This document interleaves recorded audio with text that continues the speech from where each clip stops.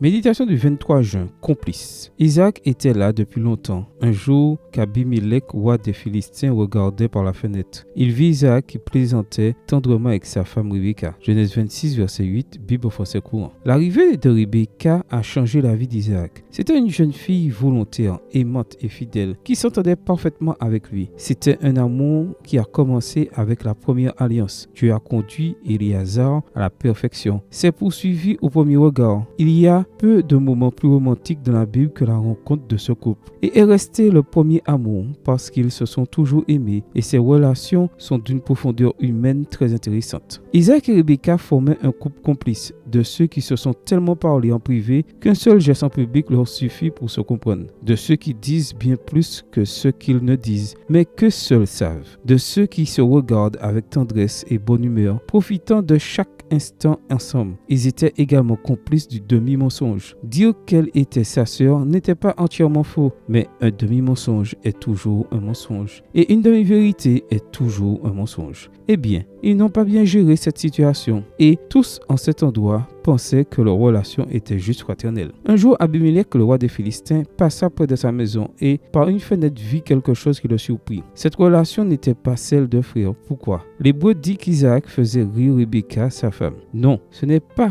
qu'il lui racontait des blagues, c'est qu'il la chatouillait. C'est curieux. Le récit le plus intime d'un couple de la Bible est plus associé au rire qu'au simple plaisir. En effet, un moment de proximité innocente et ludique définit bien mieux le mariage que la simple sexualité. Pourquoi ce récit a-t-il été conservé dans la Bible? Parce que c'est très beau, parce que la complicité est une chose que peu de gens connaissent, parce qu'il n'y a pas beaucoup de choses plus belles qu'un moment de rire dans l'intimité.